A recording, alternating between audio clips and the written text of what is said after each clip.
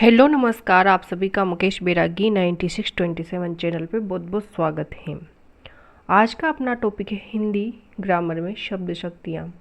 ये टॉपिक हिंदी की सभी भर्ती परीक्षाओं के लिए उपयोगी है, जैसे कि फर्स्ट ग्रेड के लिए और सेकंड ग्रेड के लिए और थर्ड ग्रेड यानी कि रीट मेंस के लिए जो भी हिंदी के स्टूडेंट हैं उनके लिए उपयोगी है। तो देखते हैं शब्द शक्तियों में आज का टॉपिक, यानी कि शब्द शक्ति किसे कहते हैं। तो शब्द की शक्ति असीम है। शब्द की शक्ति असीम है। शब्द हमारे मन, कल्पना तथा अनुभूति पर प्रभाव डालते हैं और प्रयोग के अनुसार शब्द का अर्थ बदल जाता है। अभिष्ट अर्थ श्रोता तक पहुंचाने की क्षमता अथवा शब्द में छिपे हुए अर्थ को प्रसंगानुसार स्पष्ट करने की सामर्थ्य ही शब्द शक्ति है। उदाहरण शब्द शक्ति है। उदाहरण के लिए जैसे रमेश की गाय 5 किलो दूध देती है तथा सुमित्रा की बहू तो निरी गाय है। इन दोनों वाक्यों में गाय शब्द आया है मगर अर्थ दोनों में भिन्न। एक में पशु का नाम है तो दूसरे में भोला, सीधा व सरल व्यक्ति है। इस प्रकार वक्ता या लेखक के अभिष्ट का बोध कराने वाले गुण को ही शब्द शक्ति कहते हैं, यानी कि वक्ता और लेखक के अभिष्ट अर्थ का बोध कराने वाले अर्थ को ही शब्द शक्ति कहते हैं। शब्द और अर्थ के इस चमत्कारिक स्वरूप को प्रकट करने वाली शब्द शक्तियाँ 3 प्रकार की होती हैं, यानी हिंदी में शब्द शक्तियाँ 3 प्रकार की होती हैं। जैसे शब्द शक्ति का नाम है अभिधा शब्द शक्ति, लक्षणा, व्यंजना। अभिधा में शब्द वाचक होता है और लक्षणा में लक्षक और व्यंजना में व्यंजक। और अर्थ होता है अभिधा में वाच्यार्थ या फिर अभिधेयार्थ और लक्षणा में लक्ष्यार्थ और व्यंजना में व्यंग्यार्थ। सबसे पहले देखते हैं अभिधा शब्द शक्ति। तो अभिधा शब्द शक्ति शब्द की जिस शक्ति से किसी शब्द के सबसे साधारण लोक प्रचलित अथवा मुख्य अर्थ का बोध होता है उसे अभिधा शब्द शक्ति कहते हैं, यानी कि साधारण लोक प्रचलन और मुख्य अर्थ का बोध हो उसे क्या कहते हैं, अभिधा शब्द शक्ति कहते हैं।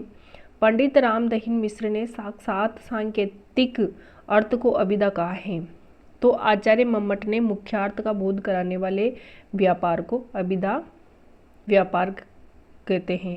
इस प्रकार कह सकते हैं कि शब्द को सुनते ही अथवा पढ़ते ही श्रोता या पाठक के मन में सबसे पहले सरल प्रचलित अर्थ को बिना अवरोध के ग्रहण करता है वह अभिधा शब्द शक्ति कह लेती है, यानी कि जिसका सरल अर्थ होता है बिना किसी अवरोध के ही वह ग्रहण किया जाता है उसे ही क्या कहते हैं, अभिधा शब्द शक्ति कहते हैं।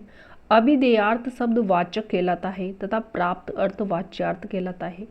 अभिधा शब्द शक्ति के उदाहरण है जैसे राजा दशरथ अयोध्या के राजा तय। सिंपल अर्थ है, सामान्य अर्थ है मतलब गुलाब का फूल बहुत सुंदर है और मोहन पुस्तक पढ़ रहा है या फिर गाय घास चरी है। सामान्य अर्थ है, सामान्य वाक्य है बिल्कुल। तो ये हो गई अभिधा शब्द शक्ति। ये उदाहरण याद रखने हैं आपको, इनमें से ऐसे ही उदाहरण आएंगे तो एक बार और देख लो। जैसे राजा दशरथ अयोध्या के राजा थे, गुलाब का फूल बहुत सुंदर है, मोहन पुस्तक पढ़ रहा है, गाय घास चर रही है। ये सरल वाक्य है मतलब, तो ये अभिधा शब्द शक्ति से संबंधित है, यानी कि इसमें किसी भी प्रकार का कोई अवरोध नहीं है, ये सरल ही रूप से ग्रहण किए जा रहे हैं। आगे है लक्षणा शब्द शक्ति। जब किसी शब्द के मुख्यार्थ में बाधा हो या फिर अभिष्ट अर्थ का बोध न हो तब अन्य अर्थ किसी लक्षण पर अथवा दीर्घ काल से माने जा रहे रूढ़ अर्थ पर आधारित होता है लक्षणा शब्द शक्ति। ये लक्षणा शब्द शक्ति कहलाती है, मतलब इसके 2 भेद हैं, जो ये तो प्रयोजनवती लक्षणा और दूसरी रूढ़ा लक्षणा। 2 भेद हैं इसके लक्षणा शब्द शक्ति के। जैसे पुलिस देख चोर चौकन्ना हो गया, इसमें चोर द्वारा चौकन्ना होने का अर्थ है सजग हो जाना, सावधान हो जाना या फिर अपने बचाव का उपाय सोच लेना, जबकि चौकन्ना का शाब्दिक अर्थ चो का मतलब चार और कना का मतलब कान, अर्थात चार कान वाला। अतः दो की जगह चार कान करने का तात्पर्य है कि कानों को अधिकाधिक उपयोग करना, कानों का अधिकाधिक उपयोग करना और उनका पूरा लाभ उठाना। अतः यह अर्थ लक्षण पर आधारित हुआ, अतः यहाँ प्रयोजनवती लक्षणा कहलाता है। इसी प्रकार जैसे दूसरा उदाहरण है, राजेश का पुत्र तो ऊंट हो गया। इसमें ऊंट का अर्थ है अधिक लंबा होना। अब यह अर्थ रूढ़ी के आधार पर लिया गया है, अतः यहाँ रूढ़ा लक्षणा कहलाता है, ये रूढ़ी लक्षणा कहलाएगी। मतलब इस प्रकार लक्षणा शब्द शक्ति के लक्षण या प्रयोजन तथा रूढ़ी द्वारा अर्थ ग्रहण किया जाता है। तो इसके दो भेद है, प्रयोजनवती लक्षणा और रूढ़ी लक्षणा। यानी कि लक्षणा शब्द शक्ति में किसी लक्षण के आधार पर अर्थ लिया जाता है, किसी उसका कोई ना कोई लक्षण जरूर होता है। जैसे लाला लाजपत राय पंजाब के शेर हैं, सारा घर मेला देखने गया है, नरेश तो गधा है। अब यहाँ गधा का मतलब है मूर्ख है। डायरेक्ट बोल दे कि नरेश तो मूर्ख है तो ये तो हो जाएगा अभिधा का, और नरेश तो गधा है थोड़ा लक्षण देके बताया गया है तो ये लक्षणा शब्द शक्ति हो जाएगी। वह हवा से बातें कर रहा था, सैनिकों ने कमर कस ली। उक्त उदाहरणों में शेर, घर, गधा, हवा, कमर कसना आदि क्या है, लाक्षणिक शब्द हैं। तो इन शब्दों के आधार पर ही लाक्षणिक अर्थ ग्रहण किए जाएंगे। तो ये हो गई लक्षणा शब्द शक्ति। अगली शब्द शक्ति है व्यंजना शब्द शक्ति। जब किसी शब्द का अर्थ न अभिधा से प्रकट होता है न लक्षणा से, बल्कि कोई अन्य अर्थ ही प्रकट होता है, यानी कि जहाँ पर अन्य अर्थ लिया जाता है वहाँ व्यंजना शब्द शक्ति होती है। जैसे व्यंजना का अर्थ है विकसित करना, स्पष्ट करना, रस से खोलना। अतः किसी शब्द का छुपा हुआ अन्य अर्थ ज्ञात करना ही व्यंजना शब्द शक्ति कहलाती है। इसमें कथन के संदर्भ के अनुसार एक ही शब्द के अलग अलग अर्थ प्रकट होते हैं। तो कभी श्रोता या पाठक की कल्पना शक्ति कोई नया अर्थ गढ़ लेती है। इस प्रकार व्यंजना शब्द शक्ति विविध आयामी अर्थ अभिव्यक्त का सशक्त माध्यम है। जैसे संध्या हो गई, वाक्य का अर्थ चरवाहे के लिए घर लौटने का समय है, तो पुजारी के लिए पूजन वंदन का समय, यानी कि सबके लिए अलग अलग समय है। इसका अलग अलग सबका अर्थ अलग अलग। जैसे शाम हो गई तो किसी के लिए वहाँ पे है कि भोजन बनाने के, किसी के कोई काम कर रहा है, नौकरी से आ रहा है तो घर लौटने का, और जैसे खाना बन गया हो तो खाना खाने का समय हो गया है। तो सबके अलग अलग अर्थ यानी कि अन्य अर्थ निकाला जा सकता है इसमें।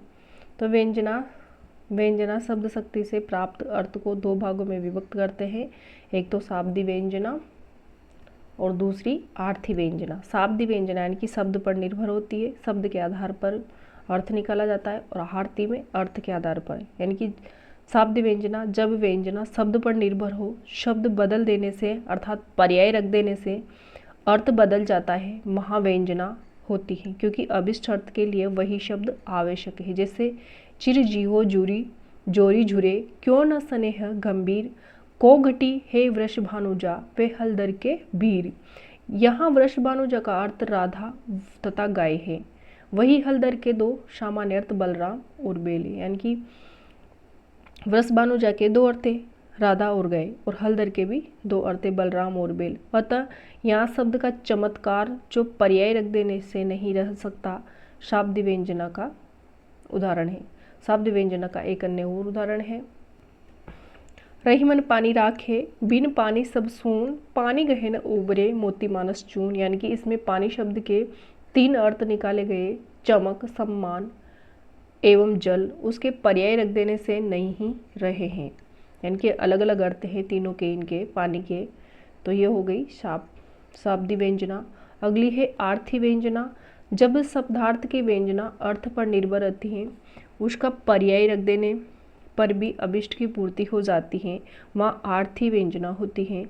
आर्थी व्यंजना में बोलने वाले सुनने वाले प्रकरण देश काल कंठ स्वर आदि का बोध कराती है। जैसे सगन कुंज छाया सुखद शीतल मंद समीर, मन हवे जात अजो वहे व यमुना के तीर।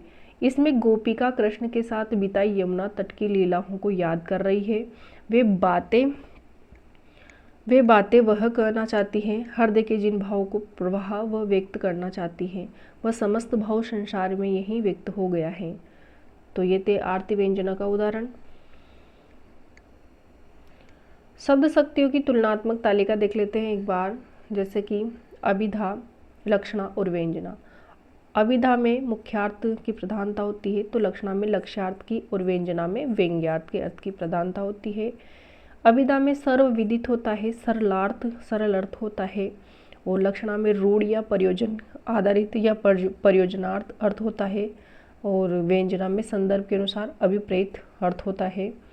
जैसे अभिधा का उदाहरण है, तुम्हारा पुत्र मूर्ख है, यानी कि सिंपल अर्थ है, सामान्य अर्थ है इसका। और तुम्हारा पुत्र तो गधा है, इसका भी अर्थ मूर्ख ही है, लेकिन लक्षण के आधार पर कहा गया है, तो तुम्हारा पुत्र गधा है, तो यहाँ हो गई लक्षणा। और अभिधा, तुम्हारा पुत्र मूर्ख है, और तुम्हारा पुत्र तो बृहस्पति का अवतार है, तो यहाँ अन्य अर्थ लिया गया है बृहस्पति का, तो ये हो गई व्यंजना शब्द शक्ति। और जैसे इसमें क्वेश्चन आ जाते हैं कि व्यंजना शब्द शक्ति से प्राप्त अर्थ कहलाता है, तो अभिधा शब्द शक्ति से प्राप्त अर्थ कहलाता है, तो अभिधा से तो वाच्यार्थ, और अभिधा से तो वाच्यार्थ या फिर मुख्यार्थ, और लक्षणा से लक्ष्यार्थ, और व्यंजना से व्यंग्यार्थ। लक्षण पर आधारित अर्थ को प्राप्त होता है, तो लक्षणा शब्द शक्ति में होता है। परंपरागत रूढ़ अर्थ व्यंजित होता है, तो लक्षण से होता है। तो ये था अपना आज का टॉपिक शब्द शक्ति। ये माध्यमिक शिक्षा बोर्ड की बुक के अनुसार है। और वीडियो देखने तो ये सभी भर्ती परीक्षाओं के लिए उपयोगी है। इसमें से उदाहरण ऐसे ही आएंगे, एक जैसे ही, तो आपके लिए बहुत उपयोगी वीडियो है। तो क्लास यहाँ से ये क्वेश्चन जरूर आएगा, फर्स्ट ग्रेड में भी, सेकंड ग्रेड में भी और थर्ड ग्रेड में भी। तो वीडियो देखने के लिए आपको बहुत बहुत धन्यवाद। चैनल को सब्सक्राइब कीजिए और वीडियो को लाइक एंड शेयर कीजिए। कमेंट बॉक्स में कमेंट करिए कि वीडियो आपको कैसा लगा। तो वीडियो देखने के लिए थैंक यू।